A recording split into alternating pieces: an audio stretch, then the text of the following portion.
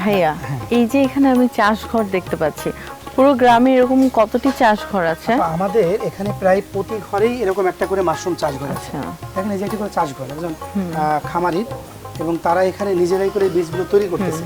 আমরা যে mother culture বলতেছি, মাদার কালচারগুলো আমরা দিচ্ছি, এবং তারা এটাকে শিকা পদ্ধতিতে এইটা পুরোটা খড় দিয়ে তৈরি। ওটা সাবস্ট্রেট ছিল কাঠের গোড়া, এটা সাবস্ট্রেট হলো খড়। দেখেন এই যে একটা দুইটা তিনটা চারটা পাঁচটা ছয়টা এরকম। এটাতে কোন মাশরুম হচ্ছে? Western mushroom. এখানে মাশরুম বের হয়েছে আসলে।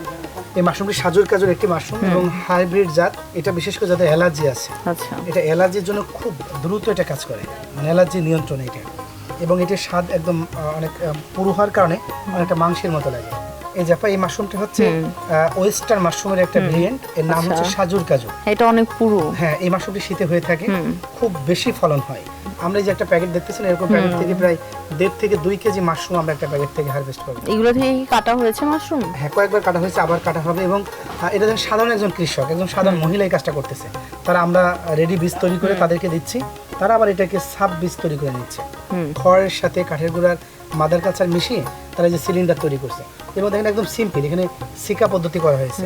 অর্থাৎ এই সিকাতে তারা খুব অল্প খরচে, এবং এখানে পানি লাগলে নষ্ট হওয়ার ঝুঁকি নেই। এবং ঘরটা দেখেন একটা সাধারণ ঘর। এরকম একটা ঘর থেকে একজন উদ্যোক্তা প্রতি মাসে প্রায় 40 থেকে 50 হাজার টাকা অনায়াসে সে আয় করতে পারে।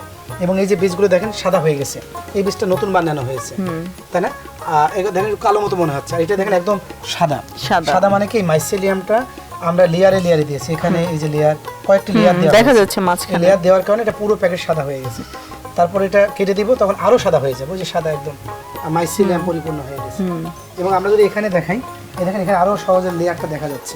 হ্যাঁ, একদম সুন্দর করে বোঝা যাচ্ছে। 1 2 3 4 5 এই যে 5টা লেয়ারে আমরা মাদার কালচার দিয়েছি, এবং 5টা লেয়ার থেকে দেখেন এই যে মাইসেলিয়াম ছাড়তেছে।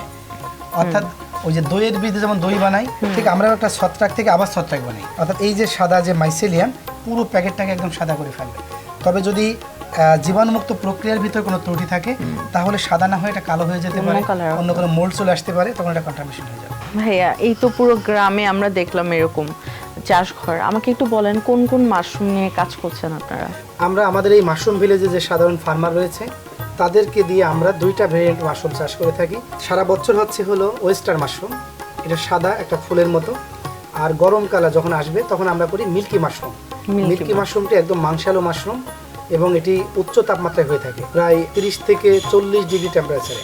অর্থাৎ আমরা গরমে করবো মিল্কি মাশরুম, আর এখন শীতকালে করবো আমরা এই ওয়েস্টার্ন মাশরুম।